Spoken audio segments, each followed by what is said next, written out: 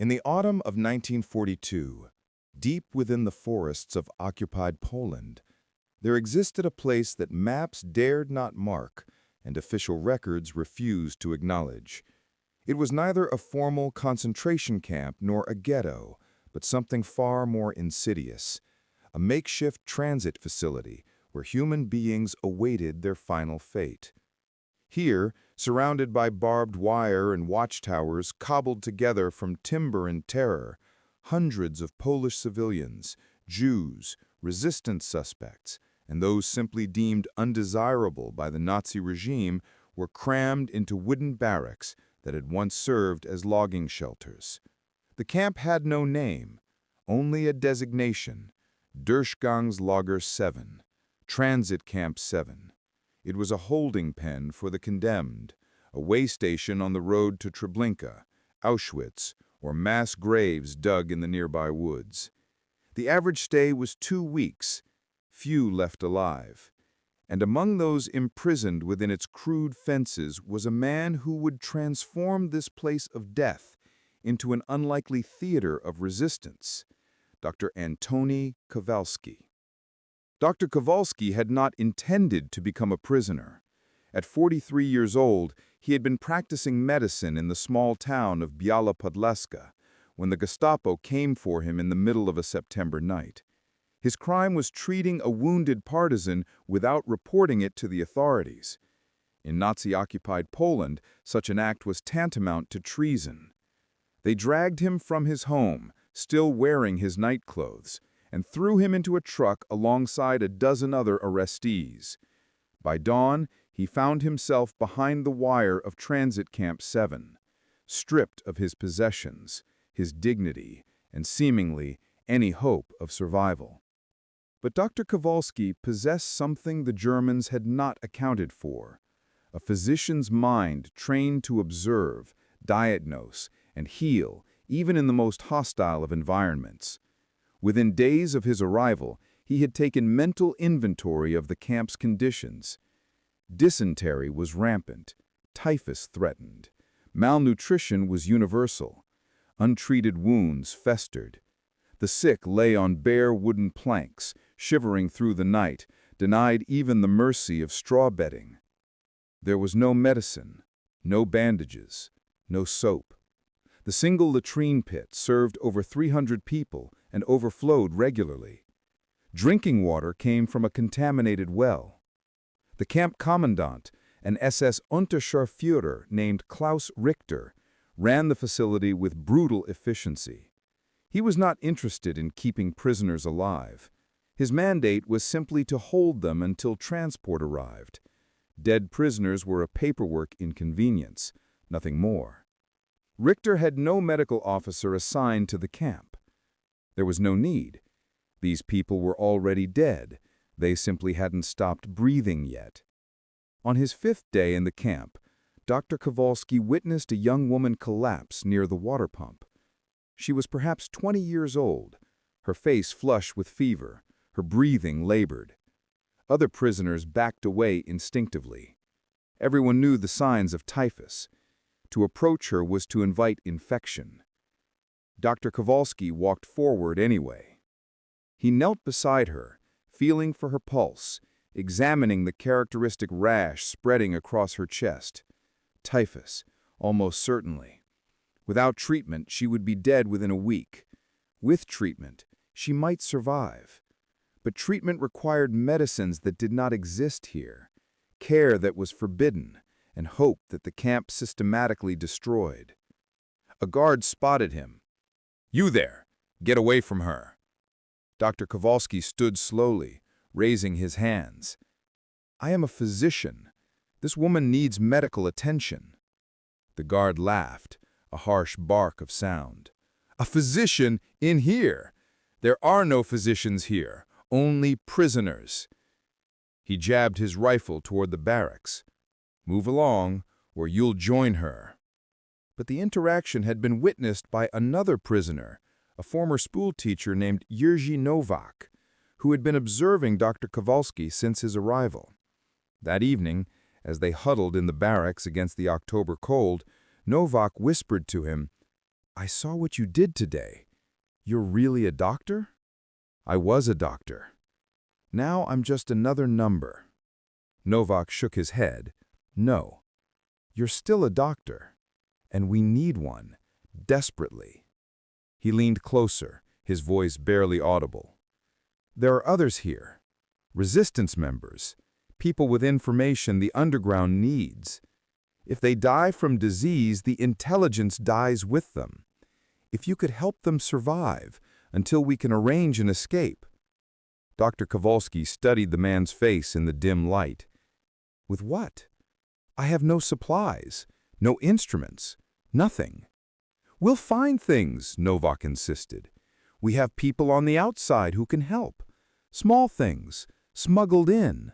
But we need someone who knows how to use them. Someone who understands medicine. Someone willing to risk everything. The risk was absolute. If caught treating prisoners, Dr. Kowalski would face immediate execution. The Nazis had made their position clear. Medical care for undesirables was prohibited. To offer healing was an act of resistance. And yet, as Dr. Kowalski looked around the barracks at the suffering that surrounded him, he realized he had already made his choice. He had made it the moment he knelt beside that feverish young woman. Tell me what you need, Novak said. Dr. Kowalski took a breath. Everything. Over the following weeks, a clandestine medical operation took shape within the camp's brutal confines. Novak proved to be remarkably resourceful. Through a network of contacts that Dr. Kowalski never fully understood, small packages began to appear in the camp. A local Polish worker who delivered firewood would hide aspirin tablets inside hollowed logs. A woman who laundered the guards' uniforms would sew sulfa drugs into the hem of a prisoner's jacket. A sympathetic guard, a young Wehrmacht soldier named Schmidt, who hated his assignment, and the SS men who ran it, occasionally looked the other way when packages changed hands. The supplies were meager: a few dozen aspirin tablets, some sulfa powder, iodine, a precious vial of morphine, cotton bandages, a thermometer, and a stethoscope with a cracked bell. To call it a medical kit would be generous, but in Dr. Kowalski's hands, these humble items became instruments of salvation. He established what he mentally termed his clinic in the darkest corner of Barracks Four, where the roof had partially collapsed and the guards rarely ventured. Here, behind a curtain made from torn blankets, he saw patients in the dead of night. Word spread quietly among the prisoners. The doctor could help. But silence was paramount.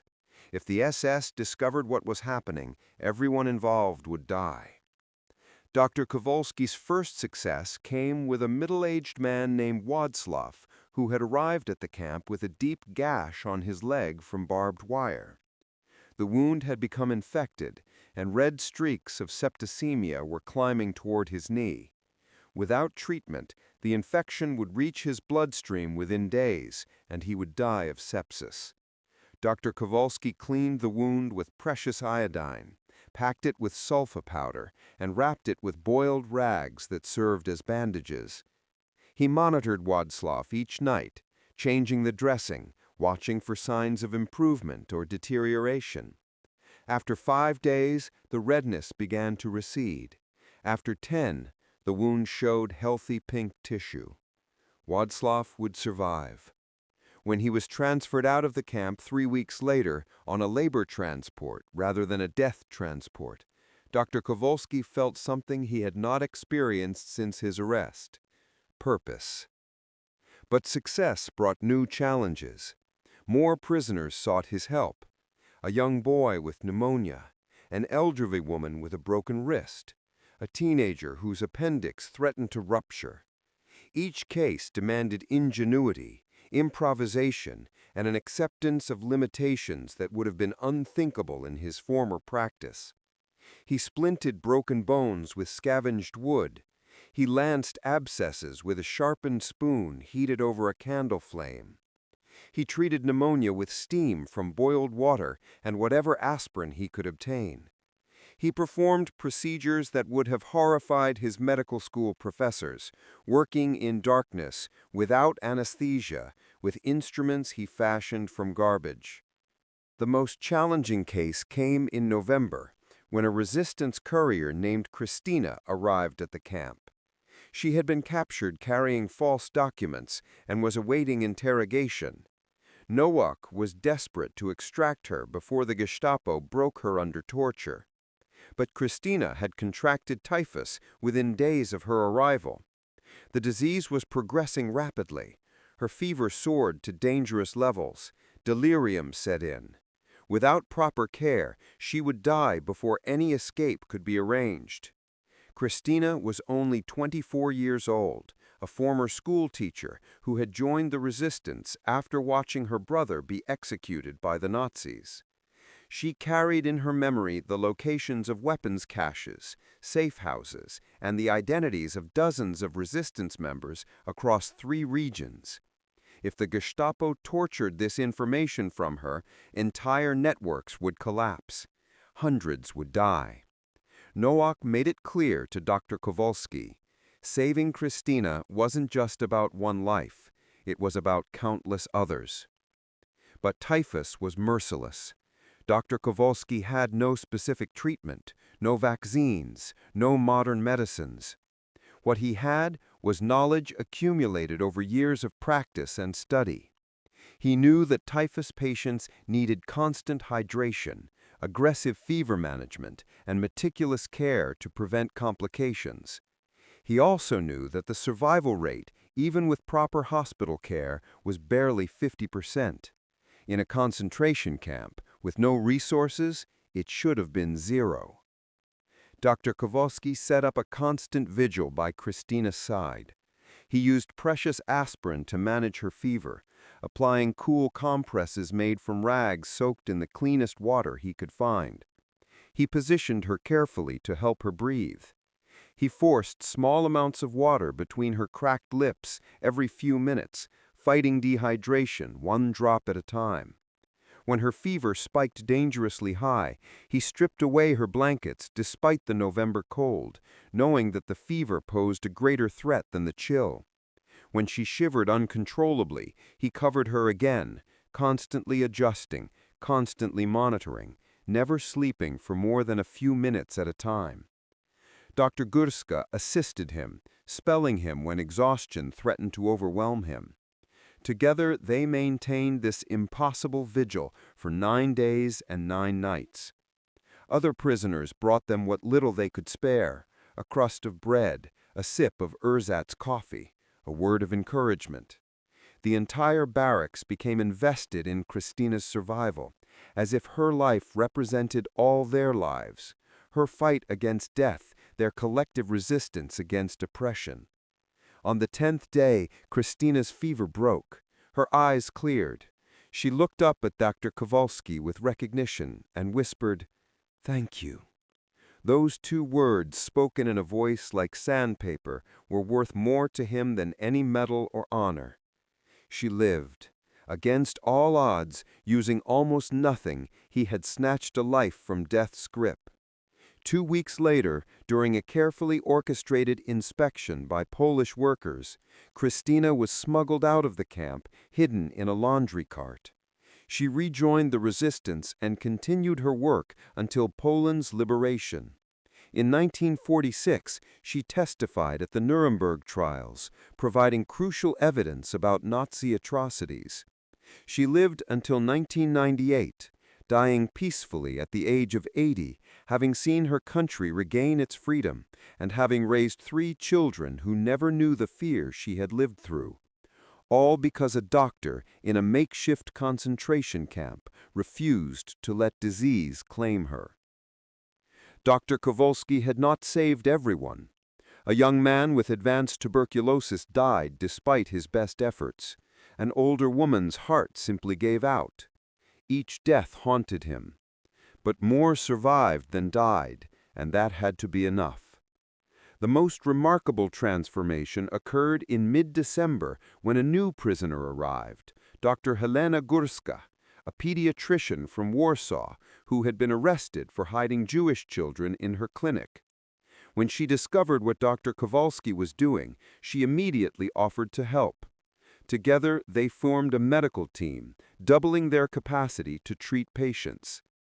Dr. Górska brought with her knowledge of diseases common in children, expertise in dealing with malnutrition, and a fierce determination that matched Dr. Kowalski's own. She also brought news from the outside. "There are rumors about what you're doing here," she told him one night. "The resistance knows. They're calling you the ghost doctor of Transit Camp 7. Dr. Kowalski laughed bitterly. "A ghost would be more useful. Ghosts don't need supplies." But the recognition mattered. It meant the outside world knew they were resisting. It meant their actions had meaning beyond these walls. The winter of 1942 into 1943 was brutal. Food rations were cut. The cold became savage. Prisoners died of exposure, starvation, and despair. But in Barracks Four, the secret hospital persisted. Dr. Kowalski and Dr. Górska worked miracles with nothing. They treated frostbite with warm water and gentle massage. They combated scurvy with pine needle tea. They delivered 2 babies, both of whom survived against all odds. The first birth came in January, during a blizzard that buried the camp in snow. The mother, a young Jewish woman named Rachel, had concealed her pregnancy for months, knowing that pregnant women were typically sent directly to extermination camps. But in her 8th month, she could hide it no longer. When her labor began, she was terrified not just of the pain, but of what would happen after. A baby's cry would alert the guards. Discovery would mean death for both mother and child. Dr. Kowalski and Dr. Górska prepared as best they could. They created a delivery area screened off by blankets, positioned far from the barracks entrance. They boiled rags for swaddling. They fashioned a crude but sterile cutting tool for the umbilical cord. And they prayed that the baby would be born healthy and that Rachel would survive the delivery without complications that required interventions they couldn't provide. The labor was long and difficult. Rachel, weakened by months of malnutrition and stress, struggled. Dr. Kowalski monitored her constantly, checking for signs of hemorrhage or distress. Dr. Górska coached her through the contractions, whispering encouragements, holding her hand, being the midwife and mother figure that Rachel desperately needed.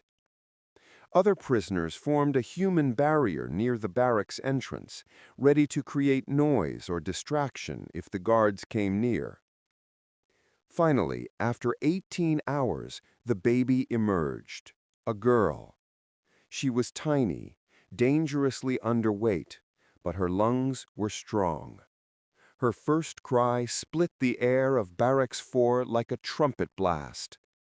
Dr. Kowalski quickly wrapped her in cloth, muffling the sound against his chest, while Dr. Górska tended to Rachel. For several terrifying minutes, they waited for guards to burst in, drawn by the infant's wail. But none came. The blizzard had kept them in their heated quarters, and the wind had carried the sound away into the night. Rachel named her daughter Nadezhda, Hope. For 2 weeks, they kept mother and child hidden in Barracks 4. Prisoners donated tiny portions of their already meager rations to help Rachel produce milk. Dr. Kowalski fashioned a makeshift incubator using hot water bottles and blankets to keep the fragile infant warm. Every moment the baby survived was a miracle. Every day she grew stronger was a victory against the machinery of genocide designed to prevent Jewish children from being born. On the 15th day, the resistance arranged an escape. A sympathetic Polish worker smuggled Rachel and Nadezhda out of the camp in a produce wagon hidden beneath cabbages and turnips. They were taken to a convent where nuns hid them for the remainder of the war. Both survived. Nadezhda grew into a healthy child, then a young woman. She immigrated to Israel in 1950, became a teacher, and had 4 children of her own. When interviewed in 2015 at the age of 72, she spoke of Dr. Kowalski with reverence. "I owe him my life," she said, "not just because he delivered me, but because he made my mother believe I had a future worth fighting for."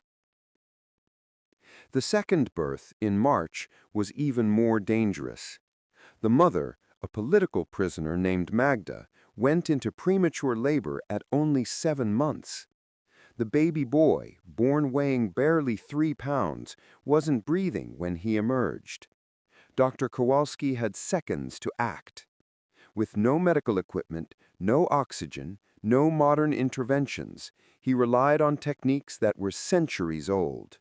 He cleared the infant's airway with his finger, rubbed the tiny chest vigorously to stimulate breathing, and when that didn't work, he breathed gently into the baby's mouth, providing the smallest puffs of air that miniature lungs could handle. For 30 seconds that felt like hours, nothing happened. The baby remained blue and silent. Dr. Górska was preparing to tell Magda that her son had not survived.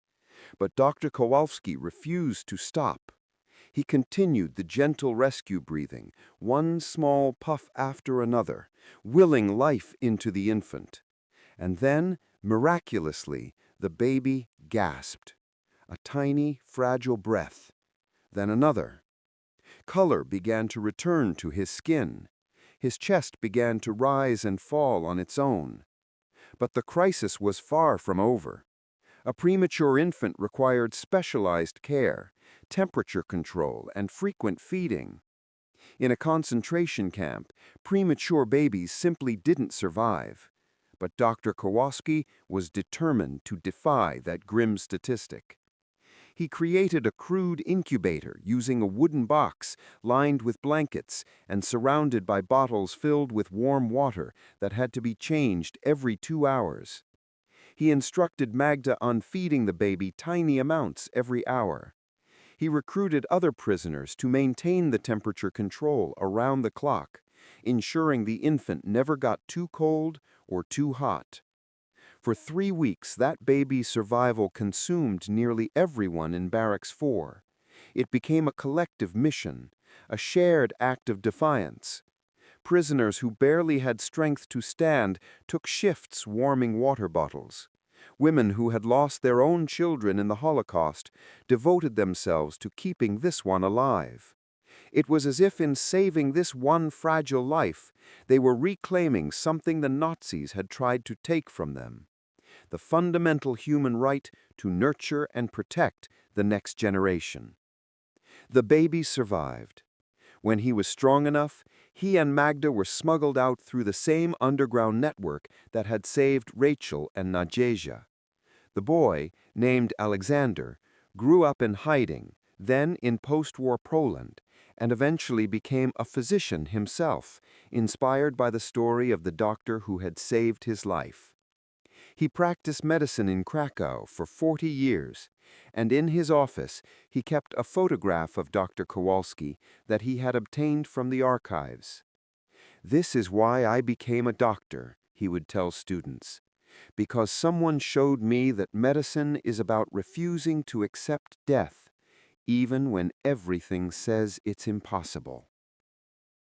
Among those who owed their lives to Dr. Kowalski was a young man named Piotr Zaleski, a university student who had been arrested for distributing underground newspapers.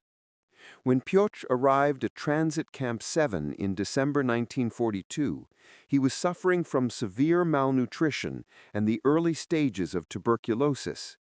His lungs rattled with every breath, and he coughed blood into his hands. The other prisoners avoided him, knowing that tuberculosis was as much a death sentence as a bullet. Dr. Kowalski examined him in the dim light of Barracks 4.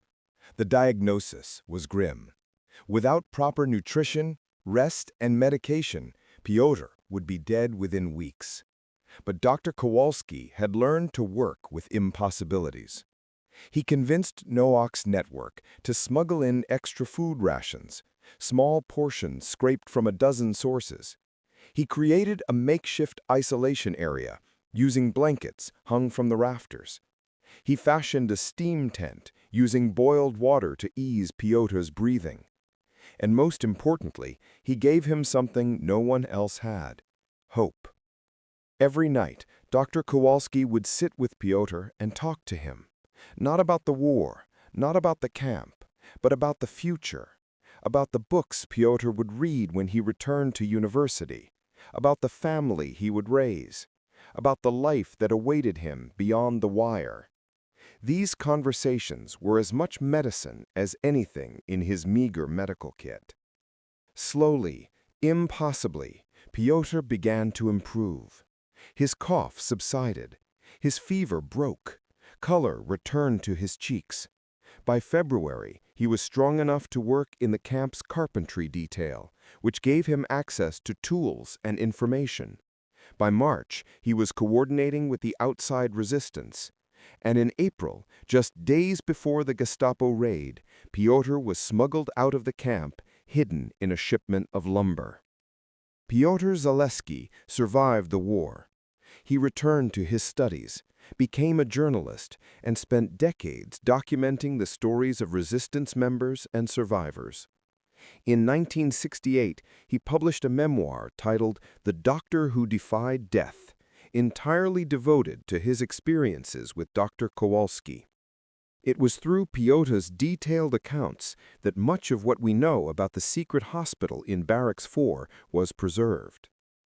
In his memoir, Piotr described not just the medical treatments, but the atmosphere Dr. Kowalski created. Despite the horror surrounding them, the doctor maintained a sense of normalcy in his makeshift clinic. He insisted that patients be addressed by their names, not their numbers. He would ask about their lives before the war, their families, their dreams. He treated each person not as a victim or a prisoner, but as a complete human being worthy of dignity and respect. Dr. Górska, in her own post-war testimony, recalled a moment that captured Dr. Kowalski's character perfectly. It was Christmas Eve, 1942. The camp was frozen, food was scarce, and despair hung over everything like a shroud. That evening, Dr. Kowalski gathered the patients in Barracks Four and led them in singing kolendy, traditional Polish Christmas carols. His voice, rough and untrained, carried through the barracks as he sang of hope, of peace, of a better world coming. Other prisoners from adjacent barracks joined in, their voices creating a chorus that for just a few moments transformed that place of suffering into something almost holy. A guard came to investigate the noise, his rifle ready. But when he saw what was happening, saw these broken people finding strength in song, he simply turned and walked away. Even some Nazis, it seemed, could be moved by the resilience of the human spirit. Their most audacious operation came in January, when a partisan leader named Tomasz arrived with a bullet wound in his abdomen. The Gestapo wanted him alive for interrogation. They would move him to a proper prison within days. Noak begged Dr. Kowalski to save him. He knows the location of weapons caches, safe houses, everyone in the network. If the Germans torture him... Tomasz was unconscious when they brought him to Barracks Four, his shirt soaked with blood. The bullet had entered just below his ribs on the right side and exited through his back. Dr. Kowalski's examination revealed the terrifying truth. The projectile had likely damaged the liver or kidney, possibly both. Internal bleeding was almost certain. In a proper hospital, with surgeons and anesthesia and blood transfusions, Tomasz might survive. Here, he should already be dead. Dr. Kowalski faced an impossible choice. If he did nothing, Tomasz would die within hours from blood loss or infection. If he attempted surgery with his crude implements in unsanitary conditions, Tomasz would likely die on the improvised operating table. And even by some miracle, the man survived the procedure, the Gestapo would simply torture him when they realized he was recovering. There was no good option. But Dr. Kowalski had not survived 7 months in this camp by accepting the impossible. He studied Tomasz's wound more carefully. The bleeding, while serious, was not as catastrophic as he'd feared. The bullet had missed the major vessels. If the liver damage was minimal and the kidney not completely destroyed, if infection could be prevented, if the internal bleeding could be stopped, Tomasz might have a chance. Not a good chance, but a chance nonetheless. Dr. Kowalski said, "I can't perform abdominal surgery in a barracks with a sharpened spoon." "Then what can you do?" Dr. Kowalski thought. Then he smiled grimly. "I can make him worthless to them." The plan was audacious and cruel in its own way, but it might work. Dr. Kowalski would keep Tomasz in a state of controlled illness, sick enough that the Gestapo would delay his transport, but not so sick that he would actually die. It would require precise management of infection, fever, and symptoms. It would mean causing Tomasz additional suffering in order to save his life, but it might buy the time the resistance needed to organize a rescue. Over the next 3 days, Dr. Kowalski walked a razor's edge. He cleaned Tomasz's wound enough to prevent lethal infection, but not so thoroughly that it would heal quickly. He used precious morphine to manage the pain, but kept the doses low enough that Tomasz remained conscious enough to maintain his cover. He monitored the internal bleeding, using techniques he'd learned in medical school to assess whether blood was pooling in the abdomen. When the bleeding seemed to be tapering off on its own, he allowed himself to hope. He also carefully stage-managed symptoms. Using controlled infection of a superficial scratch on Tomasz's arm, he induced a genuine but manageable fever. He coached Tomasz during his lucid moments on how to appear delirious and dying when the Germans checked on him. The performance had to be convincing because their lives depended on it. When the Gestapo arrived to transport Tomasz, Dr. Kowalski met them at the barracks door, blocking their entry. "I cannot allow you to move this prisoner. He has acute septicemia. Moving him will kill him, and he'll die before you can interrogate him." The Gestapo officer, a hard-faced man named Stolz, was not accustomed to being told what he could or couldn't do. "Step aside or I'll shoot you where you stand." "Shoot me if you wish," Dr. Kowalski said calmly. "But your superiors will want to know why you let a valuable prisoner die before you could interrogate him. This man has information. I know that, you know that. But dead men tell no secrets. Give me 2 weeks to stabilize him. Then you'll have your opportunity." Stolz stared at him, weighing the challenge. Finally, he holstered his pistol. 2 weeks. If he dies, you die. If he's not ready for transport in 2 weeks, you die. If I discover you're deceiving me, you die very slowly. Understood?" "Understood."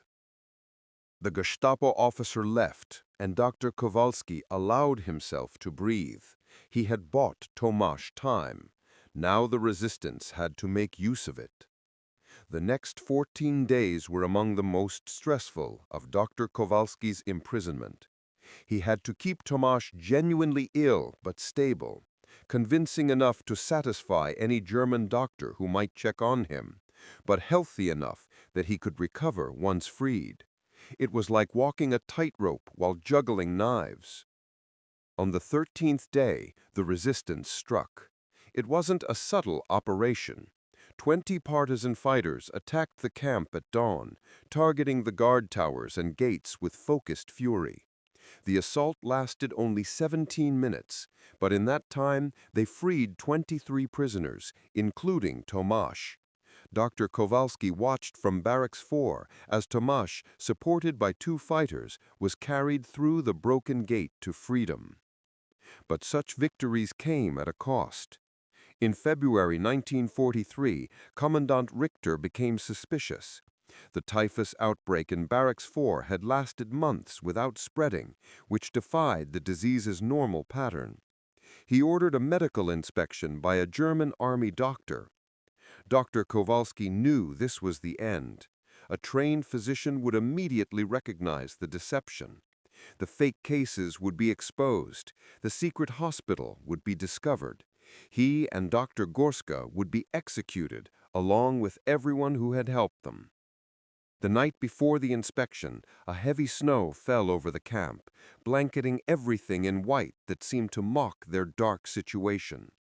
Dr. Kowalski sat in Barracks Four, surrounded by the patients he had fought so hard to save. Some were genuinely ill, their conditions carefully managed. Others were the decoys, healthy prisoners pretending to be sick. All of them knew what tomorrow might bring. Dr. Górska sat beside him, her face drawn with exhaustion and fear. "We could scatter them," she suggested quietly. "Send the healthy ones back to their barracks, hide the evidence, claim the outbreak has run its course." A young woman named Sophia, who had recovered from pneumonia weeks earlier but remained in the barracks to help with nursing duties, spoke up. "If they're going to discover everything anyway, perhaps we should tell the truth. Let them see what we've accomplished here. Let them see that their cruelty couldn't stop us from healing." Dr. Kowalski spent the night preparing. He organized the barracks to showcase his successes rather than hide them. He prepared to speak not as a cowering prisoner, but as a professional physician discussing a medical challenge with a colleague. It was a desperate gambit, but it was all he had. The German doctor arrived the next morning, Dr. Ernst Fischer, a Wehrmacht medical officer who carried himself with the weary professionalism of a man who had seen too much of the war. He was perhaps 50 years old, his hair graying at the temples, his eyes behind wire-rimmed spectacles showing an intelligence that Dr. Kowalski found simultaneously hopeful and terrifying. This was not a stupid man who could be easily fooled. Dr. Fischer examined the barracks with cold efficiency. He checked temperatures with a proper medical thermometer from his bag. He inspected skin for rash, using a magnifying glass to examine the characteristic petechial patterns. He interviewed patients about their symptoms, asking the kind of detailed medical questions that exposed both his expertise and the danger Dr. Kowalski was in. When Dr. Fischer examined Christina, who had genuinely recovered from typhus months earlier, his questions became particularly focused. "When did your symptoms begin? Describe the progression of the rash. What was your highest recorded fever?" Christina answered truthfully, and Dr. Kowalski watched as Dr. Fischer made notes, his expression unreadable. After 2 hours of examination, Dr. Fischer reviewed his notes. Then he turned to Dr. Kowalski. "You, come with me, outside." This was it. Dr. Kowalski followed the German doctor out of the barracks, Commandant Richter trailing behind them, his hand on his pistol.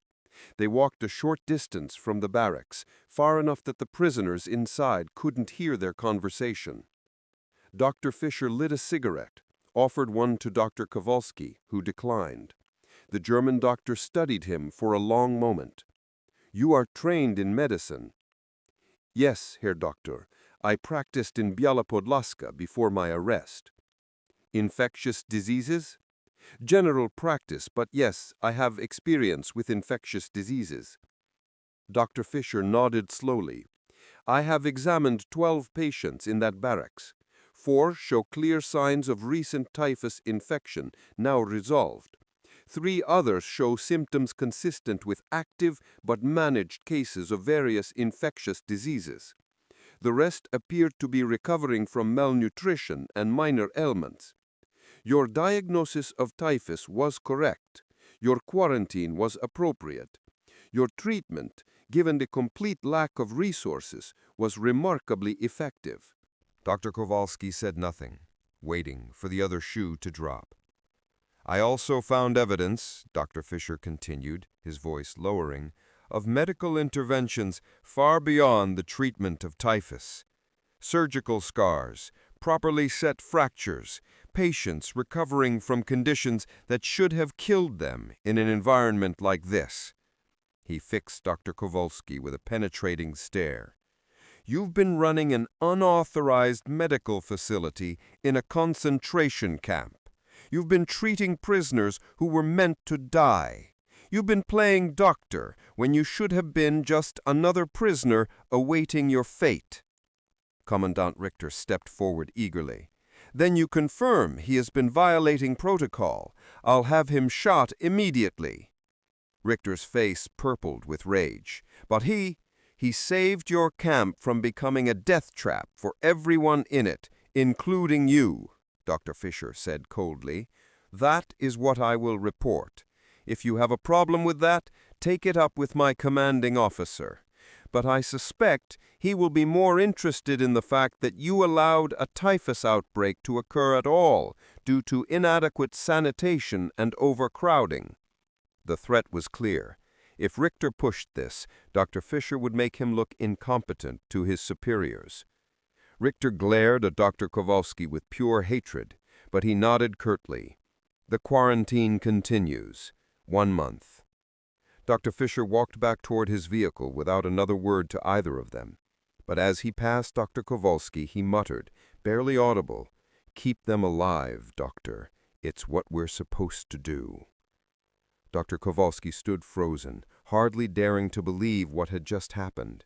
A German officer had not only protected him, but had given him explicit permission, albeit coded, to continue his work. It was incomprehensible. It was mercy in a place designed to be merciless. One German, in one moment, had chosen humanity over ideology. It was a reminder that even in the depths of systematic evil, individuals could still make choices. Not all did, but some could, and sometimes that made all the difference. By the spring of 1943, Transit Camp 7 was operating at capacity. Transports arrived more frequently. The camp had become a permanent fixture rather than a temporary facility, and the secret hospital in Barracks Four continued to function, though ever more precariously. Dr. Kowalski and Dr. Górska had by now treated over 80 patients. Not all survived, but most did, and many of those who lived went on to rejoin the resistance or were smuggled to safety through underground networks. Each life saved was a small victory against the machinery of genocide. In April, Dr. Kowalski learned that the underground had obtained medicines through a daring raid on a German supply depot. Morphine, sulfa drugs, real bandages, antibiotics. It was more medical supply than he had worked with in 6 months. The package was scheduled to be smuggled into the camp within a week. The news brought hope to everyone in Barracks Four. With real medicines, they could do so much more. Patients who were merely being kept stable could actually heal. Conditions that were death sentences could become survivable. Dr. Kowalski and Dr. Górska stayed up late planning how they would use the supplies, prioritizing the sickest patients, calculating dosages, imagining the lives they could save. But fate, as it often did in those dark years, had other plans. On April 8, 1943, the Gestapo conducted a coordinated sweep across the entire region. They had received intelligence from a source that was never identified about resistance networks operating around Transit Camp 7. The raids were sudden and brutal. Within hours, they arrested 47 people across 5 towns. Among those arrested was the courier who had been carrying the medical supplies. Under interrogation, he broke. Not immediately and not easily, but eventually the torture extracted what the Gestapo wanted to know. He revealed the smuggling routes, the drop points, the contacts, and he mentioned the camp, Barracks Four, and the doctor. On April 10th, 2 days after the regional sweep began, the Gestapo arrived at Transit Camp 7 with trucks and lists. They weren't there to investigate. They were there to eliminate a problem. Commandant Richter, looking simultaneously triumphant and nervous, met them at the gate. He had been waiting for this moment, his chance to rid himself of the troublesome prisoner doctor who had made his command more complicated than it needed to be. The raid came at dawn. SS troops stormed into Transit Camp 7, their boots crunching through the last remnants of spring snow. They moved with purpose, heading directly for specific barracks, calling out specific names. This was not a random action. This was targeted elimination. Nowak was the first to die. They dragged him from Barracks 2, and without a word of explanation, without even a pretense of justice, they shot him in the camp yard.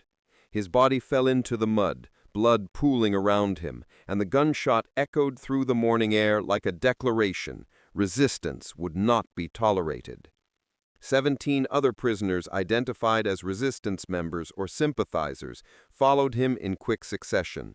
The executions took less than 10 minutes. Efficiency was something the Nazis had perfected. Then they came for Dr. Kowalski.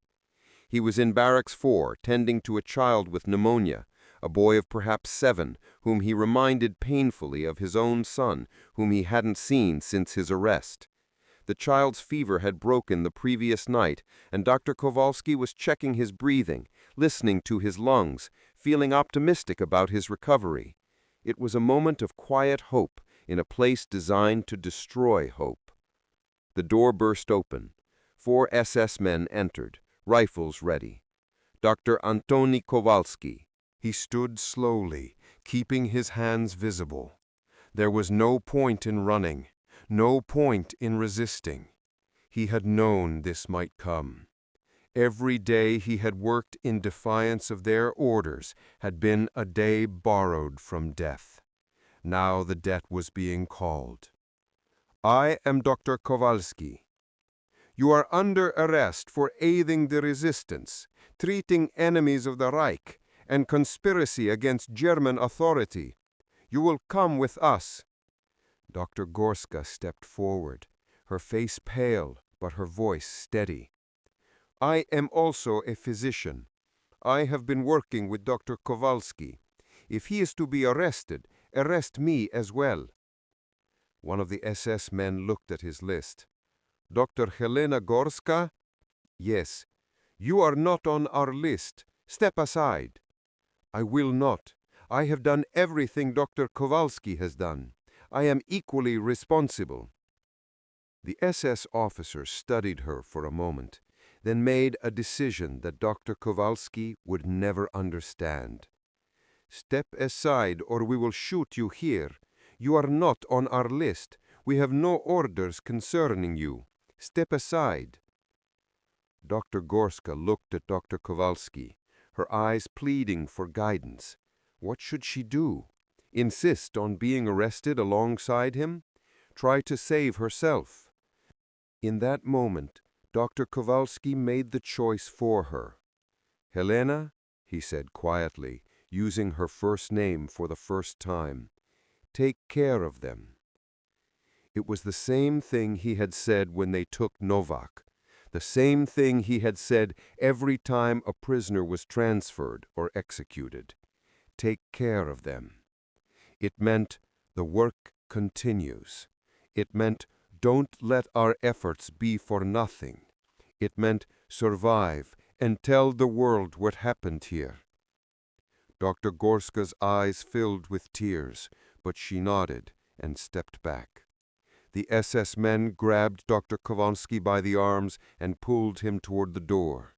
As he was dragged away, he looked back one last time at Barracks 4, at the faces of the patients he was leaving behind, at the makeshift hospital that had been his purpose and his resistance for 7 months.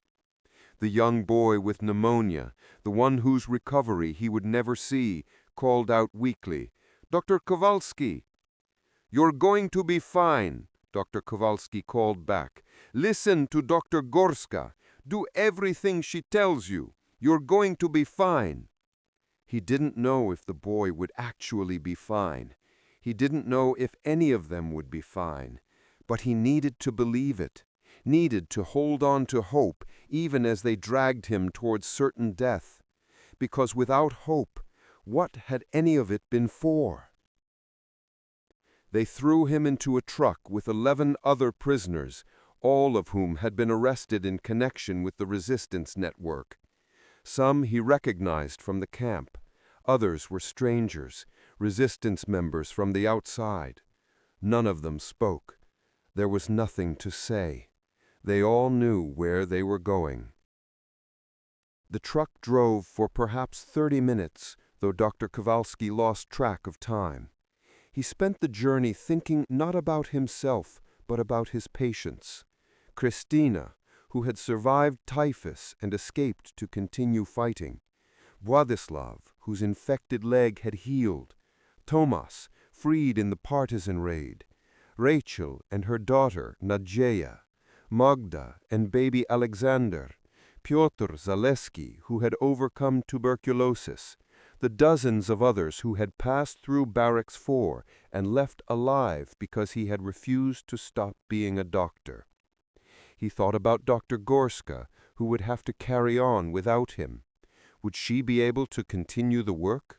Would Commandant Richter allow it, or would he shut down Barracks Four entirely now that the troublesome prisoner doctor was gone? Dr. Kowalski hoped she would find a way. She was resourceful, brave and skilled. If anyone could continue what they had started, it was her. He thought about his wife Anna and his son Marek, who was 9 years old when he last saw him. Did they know he was still alive? Did they think about him?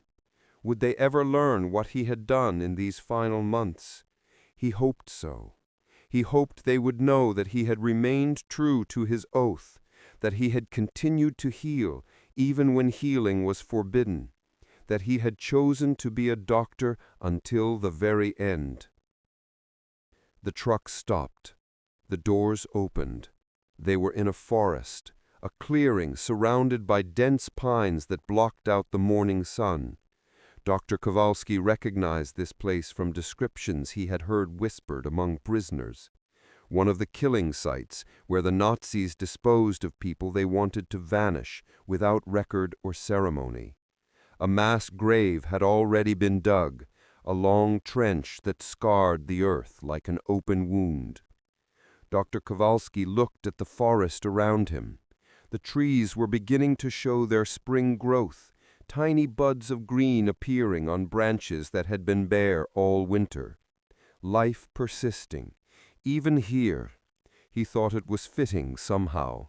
Life always found a way to persist, to resist, to continue. That was what he had fought for. That was what made it all worthwhile. In those final moments, standing on the edge of his own grave, Dr. Antoni Kowalski thought not of his own life, but of his patients. He thought of Christina, who had survived typhus and would testify at Nuremberg. He thought of Władysław, whose infected leg had healed.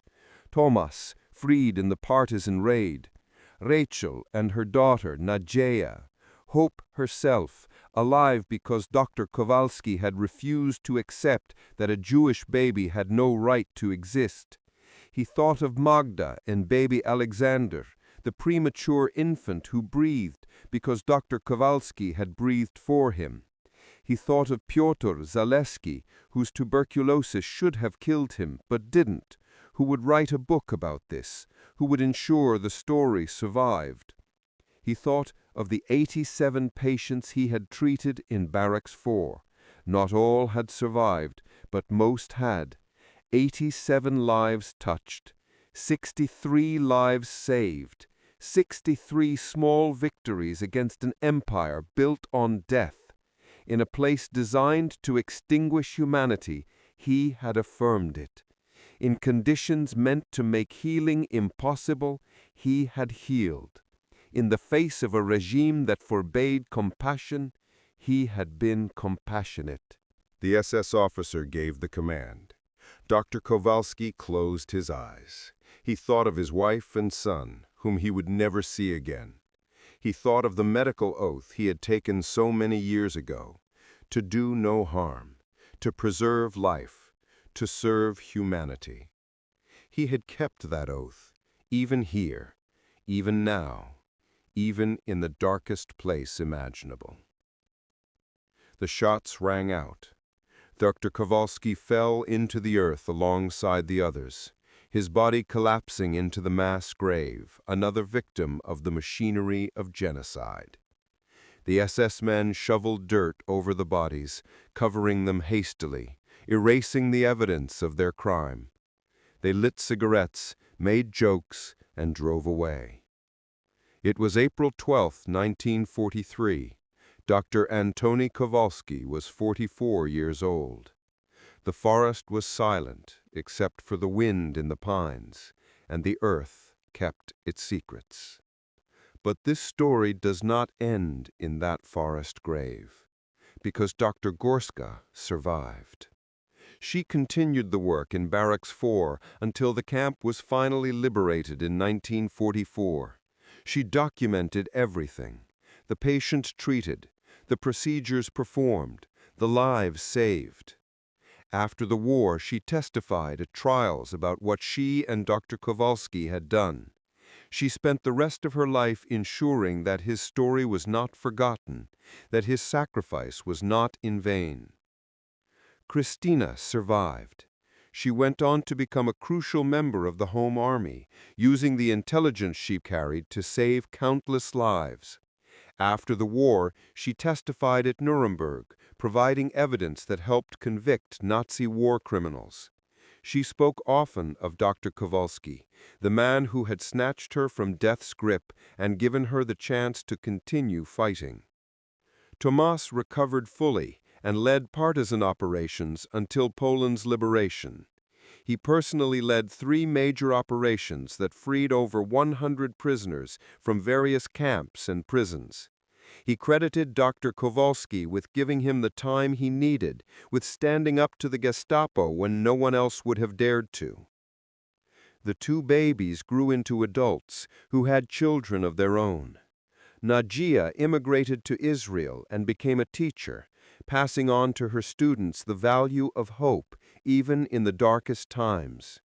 Alexander became a physician in Krakow, inspired by the doctor who had saved his life on his first day in the world. Both lived long lives and told their children and grandchildren about the Polish doctor who had defied death to bring them into the world. Peter Zielinski became a journalist and wrote extensively about the resistance.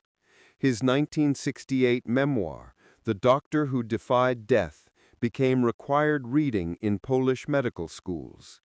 In it, he documented not just Dr. Kowalski's medical achievements, but his humanity, his compassion, his refusal to see his patients as victims or numbers. The book inspired a generation of physicians to understand that medicine is not just about treating disease, but about affirming human dignity. The 87 patients treated in Barracks Four went on to live lives that would have been impossible without Dr. Kowalski's intervention. They had children, grandchildren, great-grandchildren. They built careers, created art, taught students, loved their families. The ripple effects of Dr. Kowalski's work extended far beyond those 7 months in Transit Camp 7, touching lives that would not have existed without his courage. In the darkness of the Holocaust, when human life was systematically devalued and destroyed, physicians like Dr. Antoni Kowalski stood as lights against the darkness. They did not have armies or weapons. They had knowledge, compassion, and an unshakable commitment to the principle that every life has value. They saved whom they could, with what they had, where they were. The makeshift hospital in Barracks 4 of Transit Camp 7 no longer exists. The camp itself was demolished after liberation, its buildings burned, its memories buried. But the lives saved there continue. They continue in children and grandchildren who would never have been born.